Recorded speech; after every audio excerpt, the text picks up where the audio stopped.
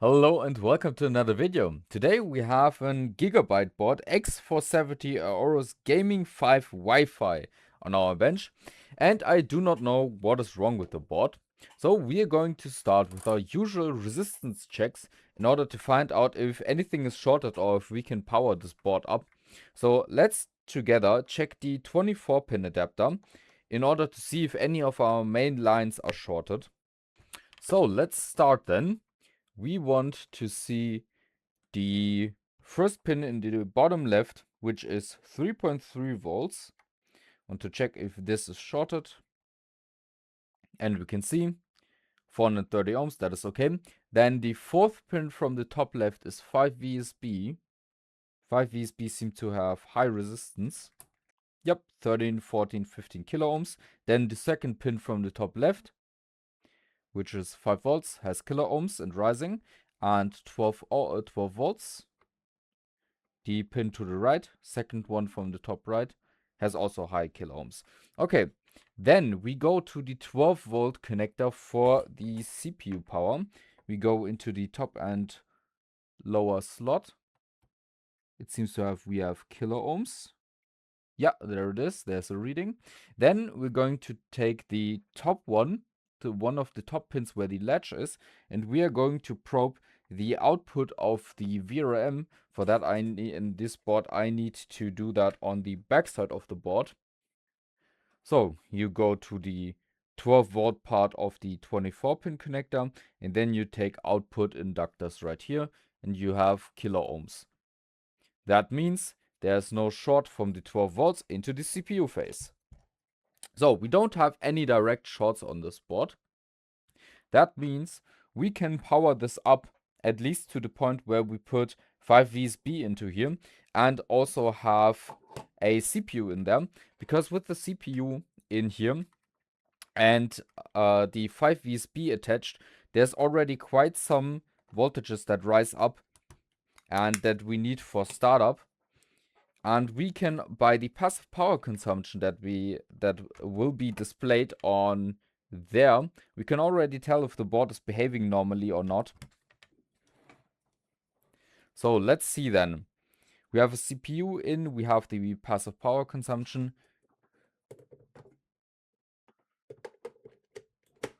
And let's see. 410 milliamps, that is way too hot. There is a lot. There are a lot of LEDs on here, but I doubt that's the only thing. Let's switch that on once more. Yeah, 410 milliamps. All of the LEDs are permanently on. So I think there's probably something shorted on this board. And for that, I actually have something great to try out today. I was approached by Topdon to try out their thermal camera, the TC002C Duo, a thermal imaging camera. And that actually has a pretty good resolution and a pretty good frame rate, which is one of the most important things.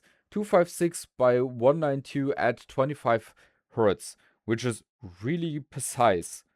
So let's then open this up together. I was provided this free of charge for doing a review on it, but I'm allowed to say whatever I want on this. So let's unpack this here together. So let's see, it seems to come in a nice carrying case. Just show some instructions, but I don't think we will need that.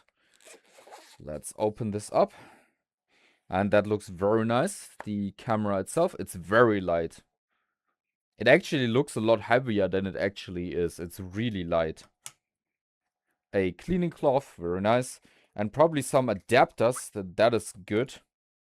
So we have a USB extension from A and C. That is good. And what is the other one? Just a pure extension? No, this is for iPhones, the lightning connector and adapter. Okay. We will be using the C cable then. Let's get my phone out. I probably will have to download some software for this to work. So let me see if I either can get the Windows software to work on here or if I will do this via my phone. Give me a quick second. So I was actually able to get the capture to work for the Windows app, which is great. And let's now see if we can find anything already. So let's turn on the board, but I cannot see anything. There's something getting hot right there. Just a little bit. Yep, just right there. Okay, I will need to get these heatsinks off of here, because as you can see, there's a lot of heat sinking everywhere, and that is probably preventing us from getting a better view of what could be shorted here. And I also want to disconnect the LEDs, because disconnecting most of them, like the ones up here, will give us a better look at how much current this board is actually taking. So let's try that then. Let me quickly take all of this off.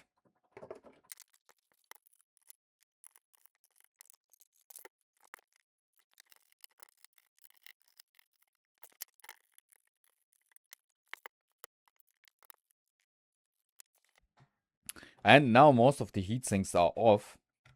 Let's see now if we can see something better here. So let's have a good look. We still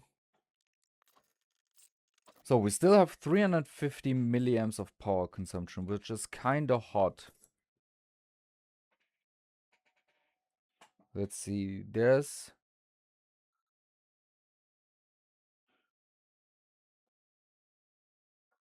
Oh, this camera is actually very... This is way more sensitive than I believed it to be, because as you can see right here, these are the LEDs, and you can see each individual LEDs actually heating up, and like the resistors of the LEDs. Then there's something here heating up, but just a very tiny bit. As soon as I put my finger into there and it adjusts the range, you can see that it's actually not that hot. This is the 3VSP. No, this is not the 3VSP. This is also some resistors that are just getting hot. And these are more LEDs, as you can see.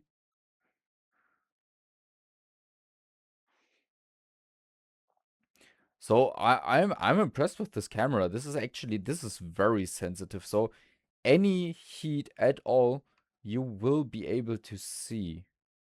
Like really anything that is heating up. That is very good to see that it is that sensitive. Not too sure about the focus yet.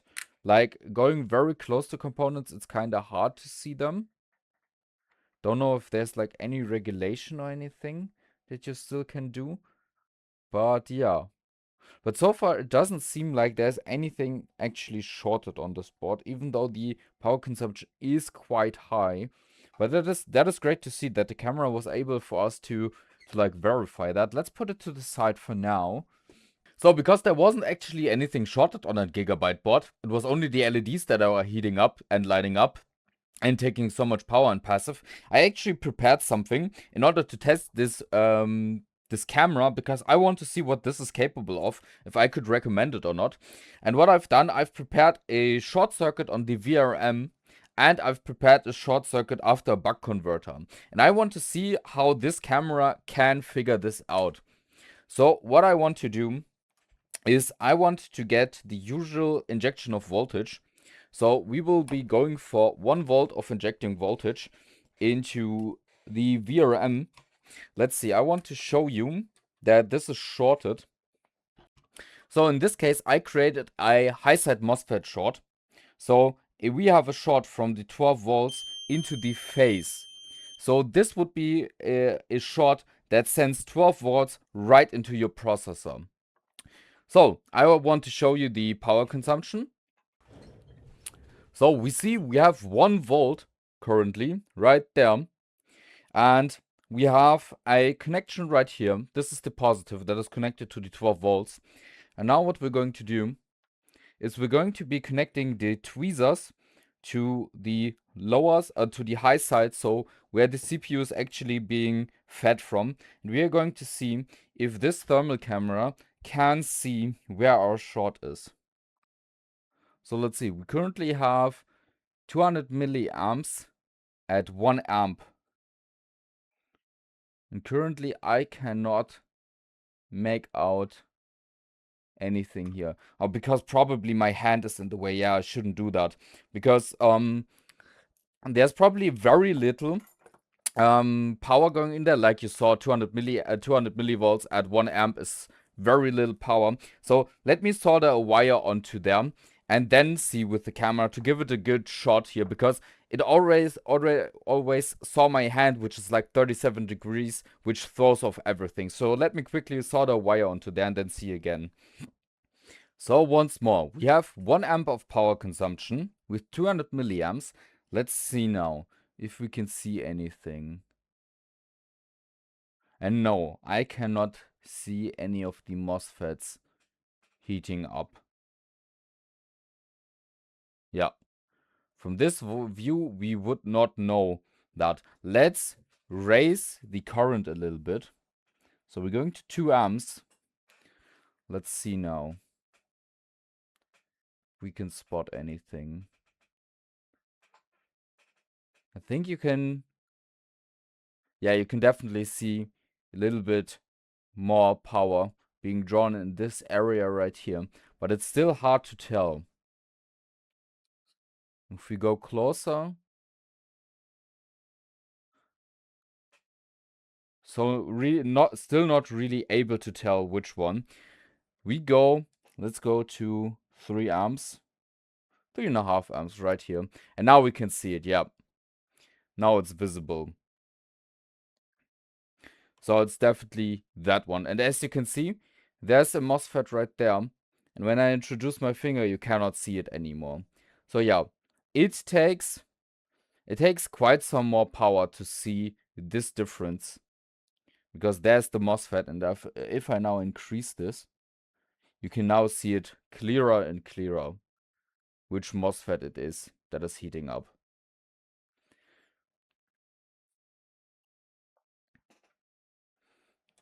So yeah, I gotta say, this was not as good as I thought it was. There was, well, you always have to think like we started off with very little power. Like, you need some power in order to see which of these MOSFETs is shorted. And this is like the hardest thing to spot on ATX motherboard repairs, where it's like you need to find out which MOSFET, which has like probably around 0 ohms of resistance, gets hot. And the resistance is the big part that makes something heat up. And if a MOSFET is shorted with 0 ohms, that's very hard to spot. But I have one more thing that I have prepared. A usual, like a classic short to ground on a coil right there, right this coil. And I want to see how this board behaves when I want to see that short circuit. And for that, I'm going to resolder the wires once more, and we're going to see how it behaves then if it doesn't have to see a MOSFET, but something a little bit different. Let me quickly prepare that. So, and once more I've created a short circuit. This time I have a short circuit from the inductor that I showed to ground, actually. And let's see how this can find it. You can see the wire getting hot. Let's get that out of review. And I currently cannot see anything shorted. But we are only at 1.1 amp at 0.02. Let's see. We go for 2 amps. 0.4. Still nothing to be seen. Let's go higher. 3 amps. This is just the wire where I soldered. Still nothing to be seen. Let's go a little bit higher. 4 amps at 1 volts. Still nothing great to be seen. It is getting a little bit hot right there. But yeah, that's not so well seen. Let's higher this. So we had 5 amps at 1 volts. We have 5 watts. And you can see this is the ground wire that is getting hot.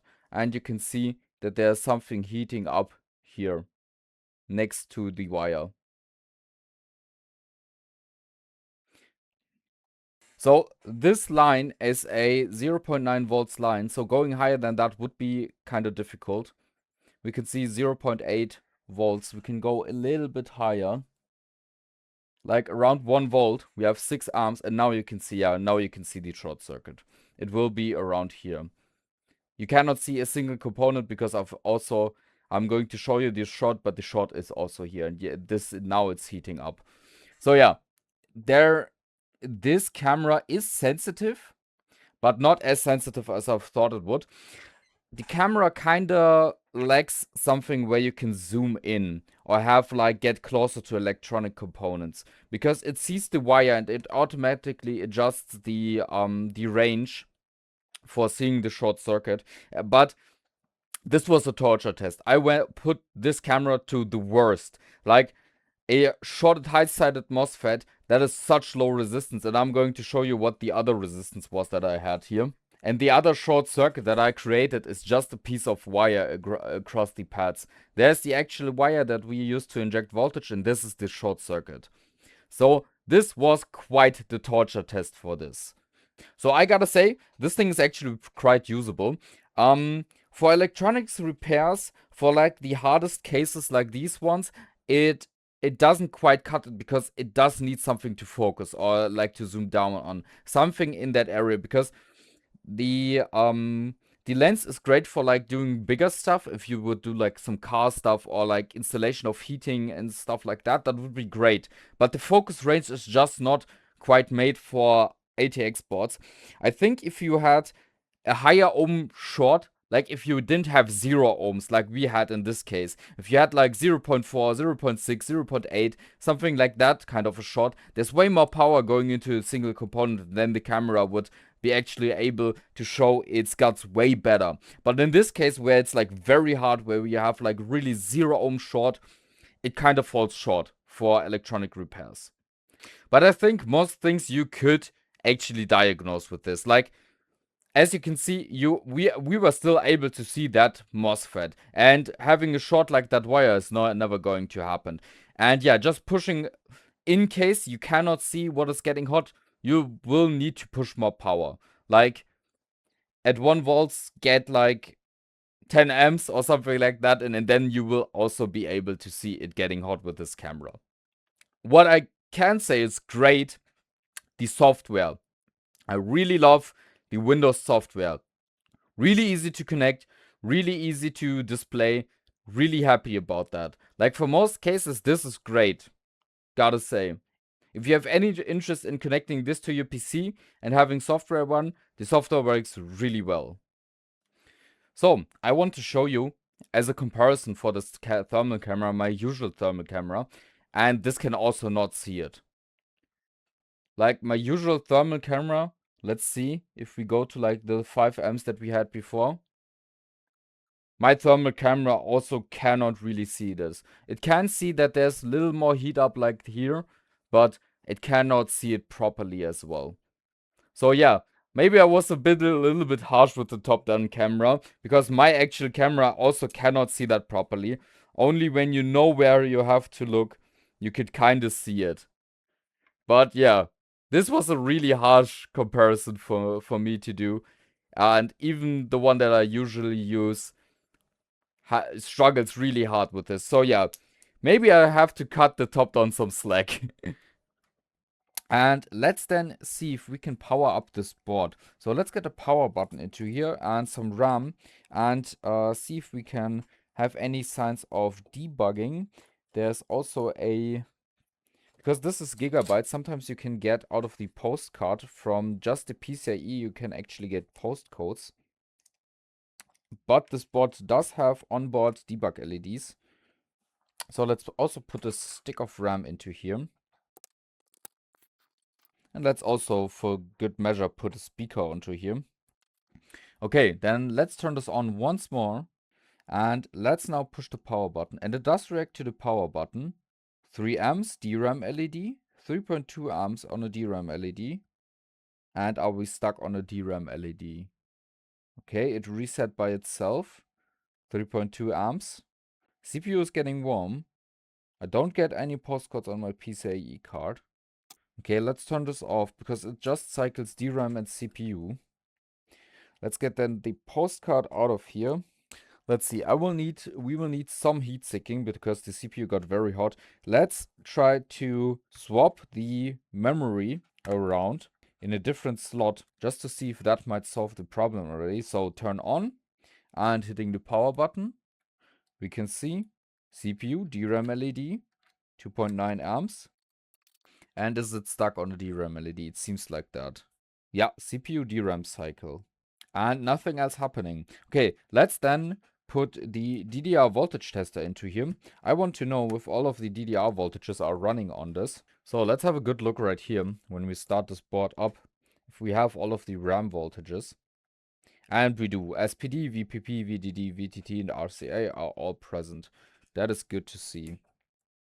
Okay, so it's not a problem with RAM voltages. Let's then check if we have all of the RAM connections via the data line tester. So we're plugging in the tester right here. Let's put this to the side and flip the switch. And there's a few dodgy connections, but all in all, it looks fine. Everything there. Okay, so this seems to be that it might be a BIOS issue, actually. This is one of these Gigabyte boards that has the BIOS for the backup and the main BIOS, where I've encountered it many times that they get corrupted. So let's once more, with a little bit of plugging in and plugging out RAM, try this. So once more, hitting this, turning this on. So CPU, DRAM LED. Oh, post. Oh, VGA. Okay. Let's see. Does this actually post now? Let's see. Do we get a post screen? Post screen should be enabled. We have CPU, DRAM. Does it cycle to VGA again? VGA. Okay. Do we get a boot? 6 amps. That is very good. And there's a post screen. Okay. Why is this board here then? That's always the great question. Why is this being labeled as faulty? I do not know. Well then, time to get this into Windows. Try a PCIe postcard in here. And yeah, so let's turn this off. Let me build this up with all RAM and get a different CPU into here. And then also try to boot into Windows. And then we're going to see if this board has any more issues. So I have everything built up on this board. We have 4 sticks of RAM, we have an M.2, we have a GPU in here. We have a CPU without an integrated GPU in here. I got Ethernet attached and USB attached. And I want to go into Windows now with this. And interestingly enough, it actually gets stuck on a CPU LED with a 3100 in here, which I wouldn't expect. Like, the 3100 is really, like, that thing exists for forever on AM4. So the big question is, this might actually have a BIOS issue after all. Because I would expect a 3100 to just work normally on here. So let's see if a 2600 will work, because we have booted before with the 2200G. And if the 2200G is supported, the 2600 should also be supported. But I would also think of that with the 3100, so it's kind of weird. Let's see. Yeah, the 2600 does seem supported, because we now have changing power consumption. And now we go to VGA. Okay, so the actual problem of this is one that happens so often on these boards.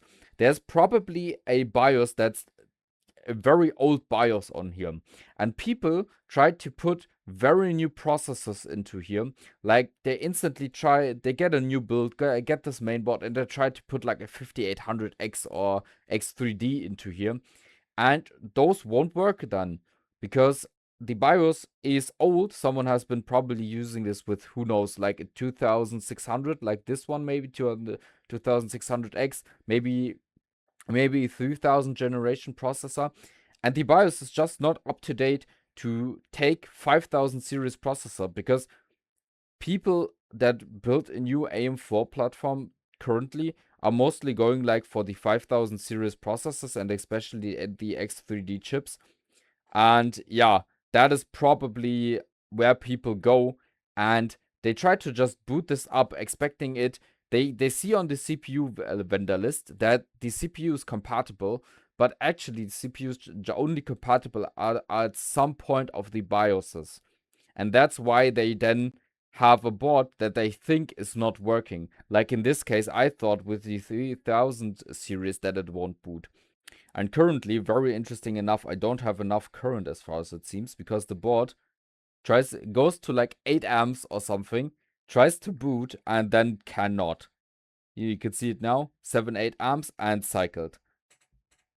Very interesting. So I probably have to get a plug the normal ATX power supply into here in order for us to actually get this working. But interesting that my adapter does not want to supply that many amps here.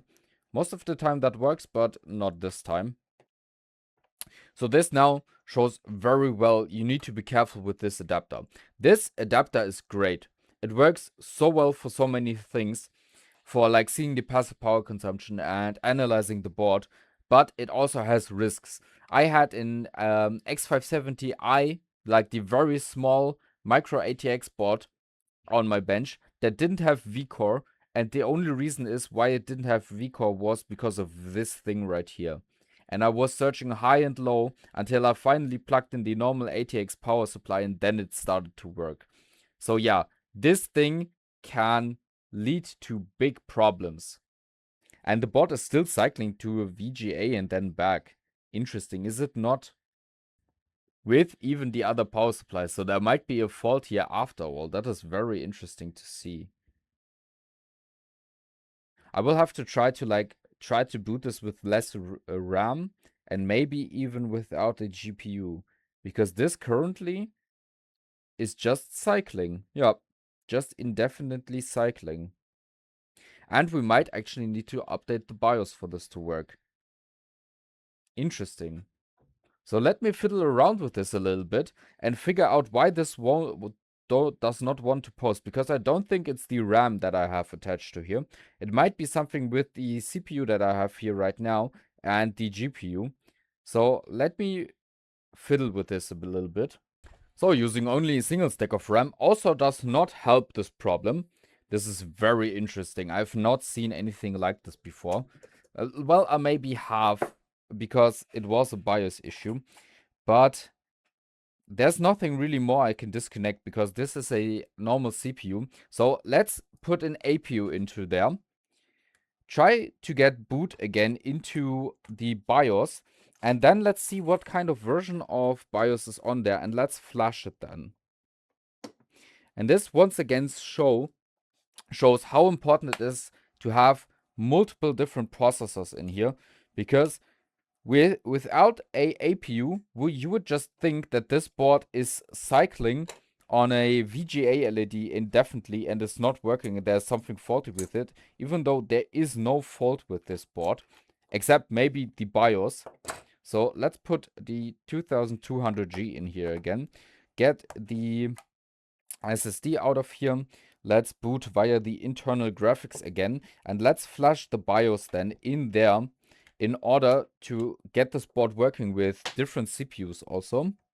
So let's then, I want to go back to the adapter then, so we can see the current actually changing. And I want to see what kind of BIOS version is on here, flash that, and then see if we get better behavior with normal CPUs. So let's try that again. So we're going to turn this on. We should get a post screen. And let's have a good look at the post screen. What kind of BIOS version we are working here with. And where do we need to go to. And all of a sudden the board. Does it? Oh no, now. It doesn't boot anymore. Really? Even with the 2200G in here, it does not want to boot anymore. The BIOS really didn't like it. As you can see, the board is cycling from a VGA LED, the current goes high and then just dies off again. That is so interesting. Okay, let's reset the BIOS then. All of a sudden the board does not want to behave anymore. Get a good boot once, fool me, and now doesn't want to behave. What a roller coaster.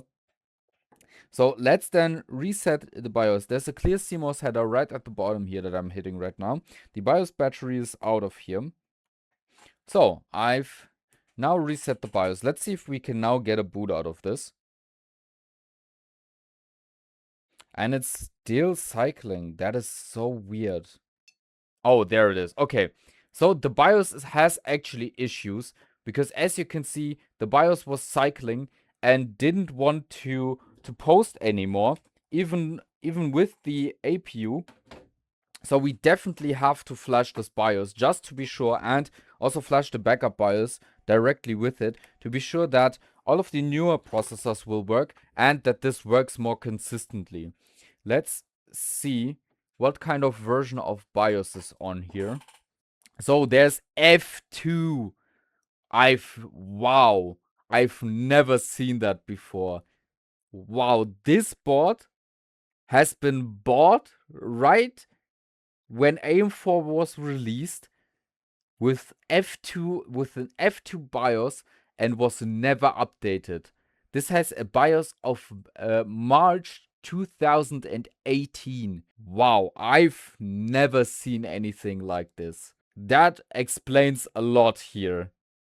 Well then, let's shut this off once more. I need to get the cooler onto the PCH because it's currently not being cooled at all. And yeah, we don't need that to be off anymore. And I want to go to the BIOS site actually and see with you how many different BIOS versions there are currently and how old this version is. So here we are at the BIOS site, and I cannot believe it. This thing is on its very first BIOS. This thing is on F2. There was never a BIOS update done on this board. Cannot believe this. This is the first release. Wow. And if we scroll up, this is F2. And we go up to like F65.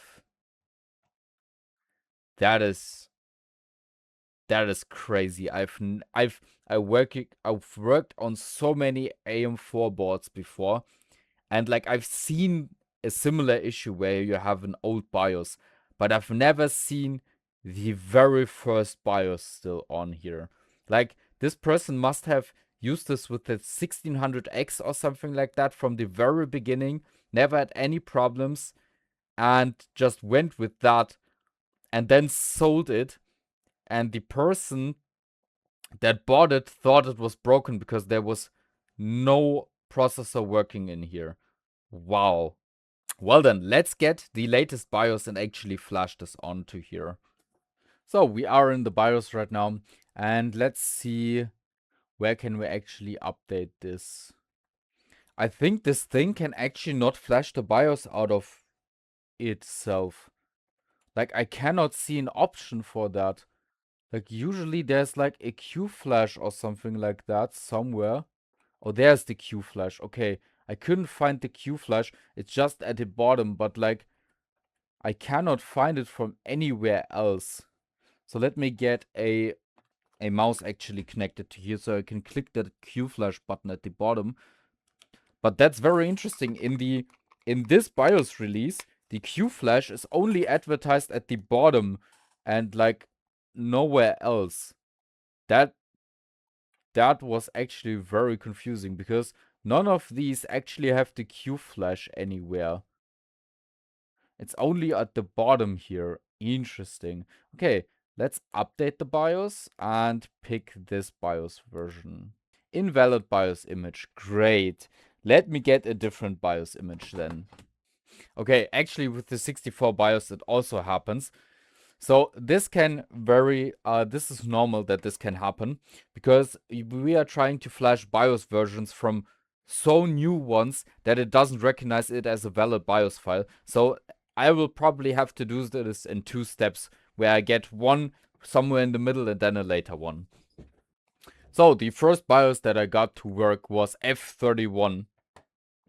So I will go from F31, go up to, I think it was F40, and then from F40 I will try to go to F65. So yeah, actually very interesting path that you have to take with this.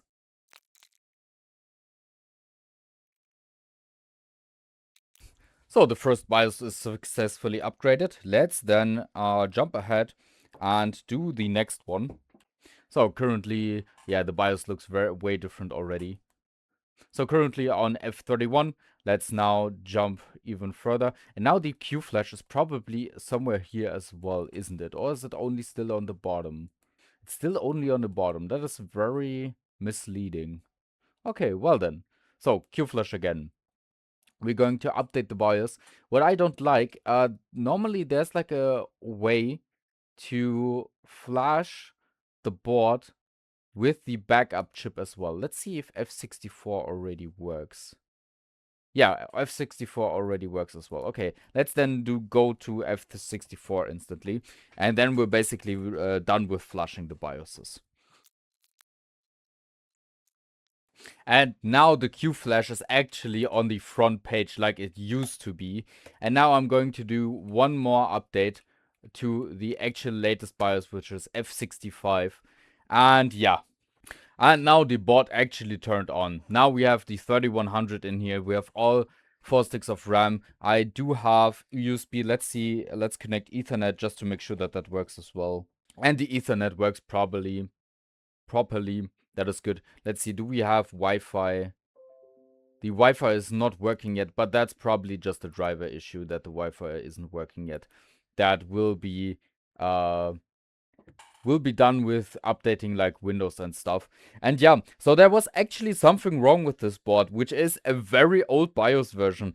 You wouldn't believe how many times AM4 boards get sold because they are like not working or faulty, and they only have just an incompatible BIOS to the one that the person actually wanted to try to flush onto them. So yeah, in this case, I was fooled by this as well. I cannot believe that this had the original F2 BIOS. At first I thought this board was working fine, and then there was actually an issue. And yeah, the BIOS was acting up at some point, where it just didn't want to boot at all, where I tried to use the different 24-pin adapter, but that actually wasn't the reason why it wasn't working. The actual BIOS was acting up. And now we are on the very newest version of the BIOS. And with that, the board is pretty much done. So I forgot to record an outro to this video. So I want to say thank you once more for Totdom for sponsoring this thermal camera. I was quite harsh to it, but I think it works pretty good. Even for electronic repairs, it can work. The really edge cases where it's really hard, it kind of struggles because you cannot focus and you cannot adjust the range where you want to look, like on really small components. But I gotta say, I'm still impressed with this, especially with the Windows software. That was great. And yeah, really interesting repair. Haven't had anything like this before, where it actually wasn't a hardware repair, but purely a software repair, where we had the very first version of a BIOS, which I've never seen before. And yeah, a link to the camera will be in the video description. All of my tools, as always, are linked in the video description. Thank you very much for watching, and goodbye.